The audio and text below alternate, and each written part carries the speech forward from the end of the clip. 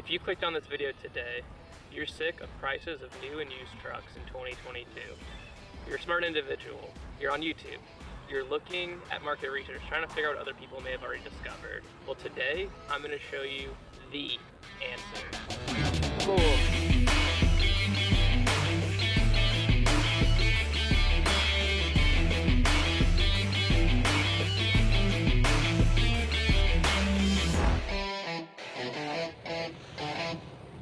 So this front end looks like a Silverado, right? Well, it kind of is. It's kind of a Suburban, kind of a Silverado. But what it really is it's cheap. Much cheaper than a Silverado. From this front end, this is a Z71. It's mostly loaded. You're expecting to pay in 2022 over $10,000 at a dealership for 200,000 miles. Private party, maybe $8,000. But I'm gonna teach you the secret, which is the Avalanche, and why it's half that price today. So this is the distinguishing factor on the Chevy Avalanche over the Silverado. People hate this little curve right here. Not gonna lie, I don't like it either. But would you spend $5,000 more to not have that curve? I wouldn't, clearly. Now I'm gonna show you the only actual difference from the Silverado to the Avalanche when it comes to the frame. I'm getting shocked, what the hell was that? If you're buying a truck for it to be a truck, maybe the Avalanche isn't for you. If you're buying it to be a people hauler that's comfortable, then it might be the right truck for you. The main difference when it comes to the frame of these vehicles is the Chevy Avalanche has a coil suspension in the rear instead of leaf springs. It makes the ride more comfortable. It's built on a Suburban chassis. I like it. I have another truck that I use for truck stuff. This is my people hauler. If you look underneath here, you'll see right next to that nice Bilstein shock, we have the coil suspension. Now, this isn't meant for payload. You're not supposed to overload this with a bunch of hay, but if this is just your people hauler, this will be a more comfortable ride and a better option for you in the long run. So before there was Ram boxes, there was this. Before that, there were some older trucks that had stuff down here, but those always rust down. They don't exist anymore. But this is the predecessor to the Ram box. And if you look inside here, you usually have your spare jack type of stuff, all your tools for changing your tire, and a lot of people like to use it as a cooler. Now, something cool that Chevy trucks had is tonneau covers were getting popular, and the Avalanche came stock with a hard tonneau cover. It comes in 3 pieces, and it's pretty much theft proof. You have a lock on your tailgate, and it's pretty ahead of what people want, since it's one of the first modifications people will do their Silverados. Your Avalanche has it already. If you go and open up the tailgate, you'll see they did some nice designing with the tailgate with the rubber mat to help you maybe get your four-wheeler in there. And there's a little light inside there. It doesn't really do anything. I'm sure you can replace it with an LED. It'll be much better. It's a nice little, slightly bigger than 5-foot bed. It gets the job done, and it's mostly watertight. As you see, the Chevy Avalanche has a aftermarket backup camera on it. I put that on. I've done a few backup cameras on tailgates before. The Avalanche is actually special. It's not just a metal tailgate where you drop it down the bottom. This one is fiberglass with many compartments. You actually can't bring a wire from here to here. There's it's kind of a cave in there, but I did figure out a way to install it. There's no videos on YouTube of how to do that. If anyone's interested in seeing how to put a backup camera on their Avalanche or the Escalade truck, I can make one of those. So when I grew up, everyone knew about the Chevy Avalanches. I'm 30, I'm old now. But some of you might be in your 20s and never really saw the advertising for the Chevy Avalanche. Some of you might not know about this Midgate feature. So it's pretty simple, it's pretty advanced. You just open up the seats right here. Gotta put this up. And then, since my cameraman's useless, I'll open up this one too. There we go. So you drop the seats like any other vehicle nowadays, right? Easy peasy.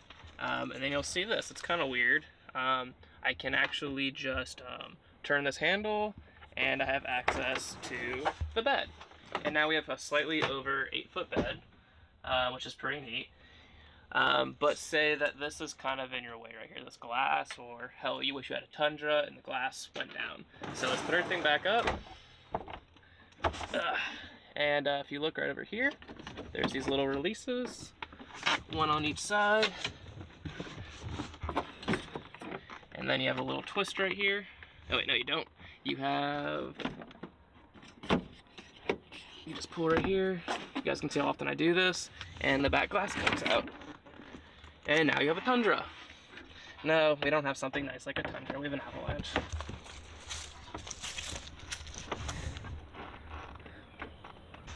So now you put the glass right in here. It's built on this Midgate, and there's these nice little twists right here.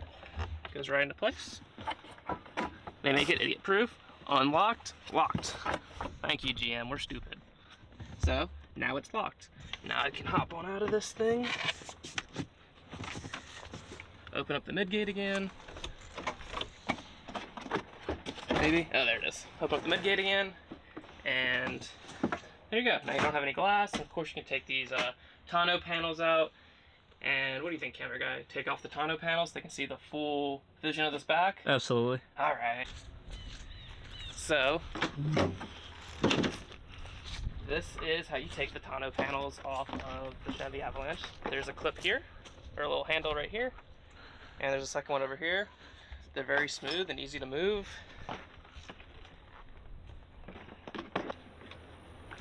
2.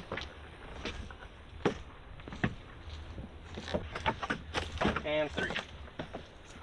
Now, there is a specific order that these go on, but once again, GM knows we're a bunch of dummies, right? So if you come look at these covers right here, they put pictures on it, because we all understand pictures. This one goes near the glass, it shows it. And if you know, you're not smart enough to look underneath the tonneau cover, GM also put the number on the top. This is the first piece. So there you go, you've got a slightly over 8-foot bed now, or if you just like driving like this, you can. I mean, I have a Jeep for stuff like this, but this is very fun actually. So as you can see, the Chevy Avalanche has this transforming feature, where it's a nice crew cab for your family when you need it on the weekends, but during the week it can be used as a work truck. It becomes an 8-foot bed, you can get your sheets of wood, or your sheep, I don't know what you people do, and you can fit everything in your truck that you need to. And then when you're done with it, you can just brush it on out, fold everything back up, takes a couple minutes, and you have your family car again. So I'm no mechanic, not AC certified, none of that. I'm just a guy who does the same thing as you do and goes on YouTube, looks up stuff, and goes on forums. Just some quick tech from what I've researched. If you don't already know, the 99 to 2006 full-size GMT 800, that's what this chassis is called, are some of the most reliable trucks ever made. Unlike the Fords, they don't have timing chain problems. The main difference between this generation truck and everything after it is this was kind of a time in America that's the sweet spot for fuel injection. They kind of figured it out. They do okay on gas. This pig gets like 14 miles per gallon. It's not horrible. My 2019 Ram only got about 16, so it's $45,000 difference in price and 2 miles per gallon. But these engines didn't want to do cylinder deactivation. So new trucks today, they have an issue, or new trucks after 2006 have an issue where they deactivate the cylinders and it kills the lifters or breaks other things. Long story short, the trucks don't last as long in the fight to get better fuel economy. These trucks were just trying to run and be reliable. This is kind of, like I said, the sweet spot of full-size trucks. So there's definitely one thing to watch out for when buying one of these trucks though. It goes for the Tahoes, the Avalanches, all the GMT 800s. It's going to be the transmission. The 4L60E, sometimes called the 4L Slippy, they don't hold up. And it's not the transmission's fault, it's usually the owner. If you look right here, like I said earlier, GM makes everything idiot proof. But some of us idiots are just too stupid to help. So when you're towing with these bad boys, there's a little button right here, you press it. It's very simple, and what that does is it stops the vehicle from going to overdrive, which is the downfall to these transmissions. People just don't want to press the button and the trannies go out. So when you're test driving these, row through the gears, I guess that's a manual term, go through the gears and see how it feels. Check to see if there's a receiver hitch on the back. If there's no hitch, you're probably good. If there is a hitch and there's a ball on it, you can ask, oh, what do you tow? Just simple questions like that. And if they tow a lot, you might just want to look for another one. These things are everywhere. They're not hard to find. So wait and pay for the right one. So here's the scary hitch I warned you about. My truck didn't have this ball on it, but I put it there. I've never towed with this truck. I kind of like it as self-defense. If someone hits me or something, at least I have something kind of protecting the bumper. speak to the previous owner. They're not going to lie to you about towing as long as you ask it in a non-suspicious way. So don't ask, do you tow improperly and don't press the button that GM told you to press, and they put a button there and it's really easy to press and you still don't do it. So just ask, oh, have you ever towed with it? How's it tow? If they go, oh, I've never towed with it, because when you ask like that, they're probably going to want to impress you, like, oh, it tows, you don't even know you have a trailer behind you. That's probably the best way to approach that. So the GM has a few features that, like I said earlier, this truck was just ahead of its time. So one thing we all take for granted nowadays is heated seats. There were heated seats before 2004, which this truck is, but this truck has heated passenger and driver side, and you can pick if you just want your back done, which I love because I'm an old man and my back always hurts, so even when it's warm out I still put it on, or you can do back and butt, which is when it's actually cold out. I like that you can turn off the butt feature because nobody wants a sweaty butt. If you look up here, we do have a sunroof. Just a nice little feature, nothing special. Home link though, right here for your garage door openers. Mine doesn't work. The buttons light up when the lights are on, but my 2014 Ram had this feature, and I thought it was like, oh, this is a cool, neat feature. Turns out they had these in the early 2000s. If you look at this door panel right here, there's a few more features that are pretty advanced. So Bose, we all remember them from the 2000s. They mostly did, I think, home speakers. You don't really know them for car audio. However, they sound great in this truck. If you continue looking at the door panel, you have memory seats. You have 2 adjustments on here. I don't know how to use it, but it has them. It also has foot controls for, I think, your brake pedal. Also never used it, but pretty cool feature. Now this one caught me by surprise. If you come look right here, and you get your mirror switch right in the middle, check this out. You press down, and then in twice, I think? Hold in. Now watch this magic mirror fold in. And of course the passenger side did the same. I had no idea trucks could do this in 2004. Maybe you guys did. This blew my mind a little bit. Now I'm going to show you one more feature about these mirrors that will probably blow your minds too. So it's daytime. You probably won't be able to see this, but cameraman, if you look right underneath here, there's a little courtesy light down there. So when you're opening your vehicle and it's nighttime, it actually lights up around this door for you and you can see the floor. Once again, I drove an old pickup truck. I drove a 95 Chevy truck from high school through college. It had 300,000 plus miles. I didn't have anything powered. It had little crank windows. I still have that truck. I'll show you guys one day. So I never saw this feature until my 2019 Ram, I think, actually. And they had it again in 2004. Who knew? So nothing revolutionary. On the steering wheel, you have a nice button layout. You have your volume control. You have your change station, a bunch of different fuel economy types of settings. There's a lot of custom features in there too if you want your lights to stay on so long after you turn off the vehicle. Things a lot of modern cars have. If you look over here on this little panel, you have push button 4-wheel drive, you have a fog light button, and of course you have auto headlights. GM kind of, I think, did a great job with basic cruise control. If you've ever used one, the simplicity of this cruise control is just so nice. Just a button to turn off if you want to slow down instead of hitting your brake pedal. And it was just a very simple design and very well done. So as you just saw, we have a passenger electric seat controls. Of course, that means we have driver controls as well. A lot of new vehicles don't even have that. This is going to sound silly to some of you, but to others, this is a make or break decision. You see these cup holders right here?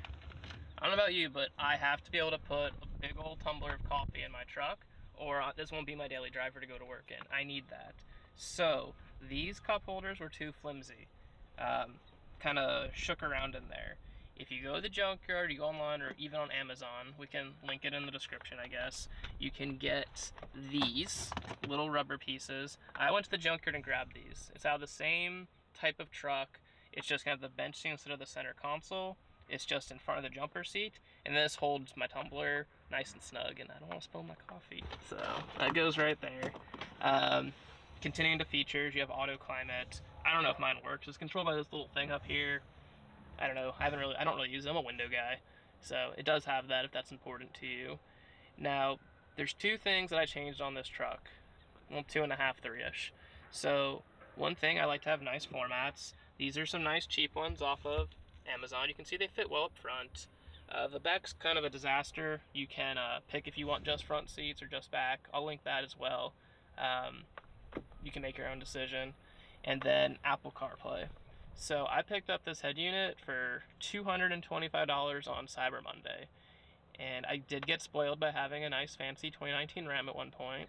I know absolutely nothing about how car audio works. What I do understand is this is a very cheap head unit, and it probably doesn't put out much. But this truck has a factory amp, so they sell factory amp adapters, so everything sounds perfect.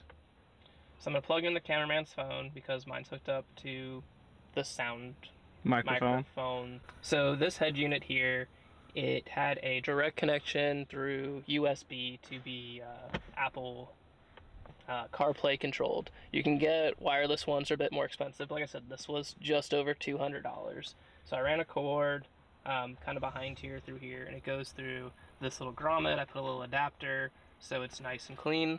I can make a video on that as well if it's needed. So as you see now, you have your maps and you have all your apps and things like that.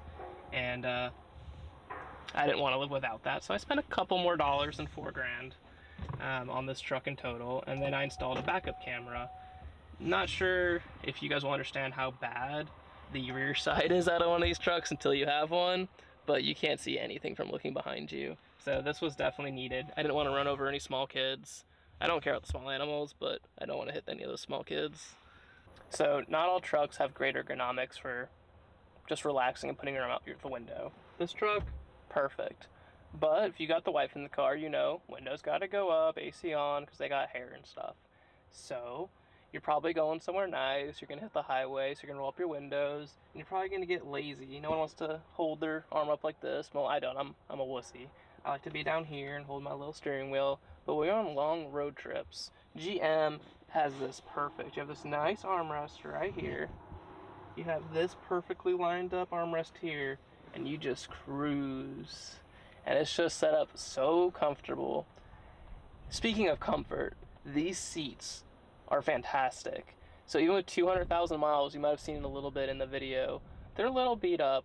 The rear butt seat part has been replaced. There's a lot of different aftermarket options. It's not very expensive. The cushion lived. Hopefully you buy your vehicle from a thinner guy. If it's a big old Bubba, you might want different seats. They might not be salvageable, but that's the other great thing about these trucks. The part interchangeability is everything on this chassis. I can grab seats from a Sierra, an Escalade, a Tahoe, a Denali, and they're all gonna bolt in as long as they have the same electronic features and heated seat stuff, and they're at every junkyard, and they're cheap. You can find this whole setup, console, 2 seats, most junkyards, $100. Yes, you look on eBay, it's gonna be like $400 plus shipping, so get off your ass and go to the junkyard. It's not that hard. If y'all want me to show you how easy it is, we can do that. I'm here to help. So the last part of the truck I'm going to show you is the back seat features. So most importantly for me, I needed something to haul my child in. So it has 2 spots for car seats. You have your hookups here, here, here, and here. Only these 2 seats work for car seats. For some reason, GM didn't put them over here. Not sure why, but they're on me. You have plenty of cup holders back here. You have this nice little armrest with 2 cup holders. It has the same issues as what I described up front, but you can put an insert in there and make it much better. Or just big gulps, because I guess in 2004, marketing was for big gulps. You also have more cup holders down here, which is good, because if you're using this as a child hauler, you got your water cups and your sippy cups, you got your milk, plus whatever mom's drinking, some weird expensive tea from Starbucks. You know, so you gotta have lots of cup holders. That's if mom's sitting back here. And if mom is sitting back here, you're probably on a road trip. Now here's another crazy feature that I don't know who thought of it, but it's great. Back here, I have just the basic controls. You do have rear AC and heat. The next generation of truck doesn't have that, which is crazy because you gotta keep baby cool. And this one right here will turn on or off the sound for the back 2 speakers. So if baby's trying to sleep and you're driving 15 hours to go see your or whoever you don't want to see, you can still jam out up front while baby can just watch Baby Bum back here and not be bothered. This is just about a fully loaded Avalanche. It's missing, I think, just one feature. Maybe I'm wrong. There are options to have a DVD player back here. There is either one that drops out of the ceiling up here, which mine clear doesn't have, or there's some on the back of the headrest. Then I believe the controls are right here. I don't sit back here, not fully sure how all that works, but it was an option. If you have a family hauler, you're probably married. Me too. Your lady's gonna want running boards because for whatever reason, stepping right here is extremely different than stepping right here. But these trucks come with them. This is a GM factory running board. Not sure what type of metal it's made out of, but there's zero rust on it, and this is a 18-year-old truck. But I'll pretend to be your lady. Oh, I can get in this one. It's so tall. Look, yeah, I can use it. See? Happy wife. Happy life. Yeah. Oh, yeah, life. So why should you buy the Chevy Avalanche over the Silverados or F-150s or anything like that? Well, it's the cheapest truck on the market. And yes, some of you might say it's not a truck for whatever, it's a truck. I don't know why people say it's not a truck. Yeah, it's on a Suburban chassis, but some people call Suburbans trucks. I don't know. It's a truck. It's got a bed. And like I said earlier, if you need a work truck, go get a work truck. This is a perfect in-between. My speculation for why these are so cheap is because no one types in Avalanche. People go on Facebook Marketplace, that's where people buy vehicles now, and they type in Silverado, Sierra, F-150. They don't type in Chevy Avalanche. I know I wasn't looking for one when this popped up. I had no interest in it, but they're half the price. And it's the same drivetrain and just slightly more comfortable in my opinion. So can you deal with some of the cladding? Can you deal with some of the things that are different? The one guy's gonna go, that's not a truck, this is a truck. If you can deal with all that and it's worth it to you, buy this thing. Now, the video's over, but some of you might be like me and this market's insane. So I had a brand new 2019 Ram 1500, Bighorn, 4x4, same features for the most part, and I sold it and switched to this. So ever since I was young, I wanted a new truck. I always used to calculate my pay off of how quick I could buy a new truck, and as you get older, things like that aren't as important. So the market we're in right now is insane. I sold my truck slightly too soon. I sold it to CarMax, and I got pretty much what I paid for my truck back after 2 years of ownership and 14,000 miles. And I said, let me just buy one of these, and I'll drive it temporarily until the supply chain fixes itself and the market goes back to normal. Well, I'm not an economist. I don't even watch the news. I'm not sure if the economy's ever going to get back to normal. So do I regret my decision then, right? Was this not just a temporary thing? No, I don't. I owed $30,000 still on my Ram. I paid $4,300 for this truck, and this truck is honestly more comfortable to drive. It's not as fast as a Hemi. It doesn't brake as well or steer as well. It's a much nicer cruiser though, and it costs nothing. So if you're looking for just an idea of what to do with your new vehicle, if you want to switch to this, I would say switch over to a nice cheap GMT 800 truck, whether it's an Avalanche or Silverado. They're reliable, they're not going to lose their value, and if you don't want to have that car payment, you can turn that car payment into a mortgage on an investment property. I mean, you're spending $700 a month. That's what I was spending. Actually $750 and another $100 in insurance. This, you buy them, probably drop a couple $1,000s on tires, your Apple CarPlay, and now you've got a nice, reliable, almost modern, comfortable truck that you don't mind getting scratches. You can park it anywhere, and I don't know, there's a nice freedom that comes with it. If you're watching this video, you're probably already thinking about it. So just from one guy who did make that change, it was a hard change to make, but after I did it, I haven't had any regrets. So I'd recommend doing it. So that's the end of the video. I think I said that already. This is the end of the video again, part 2.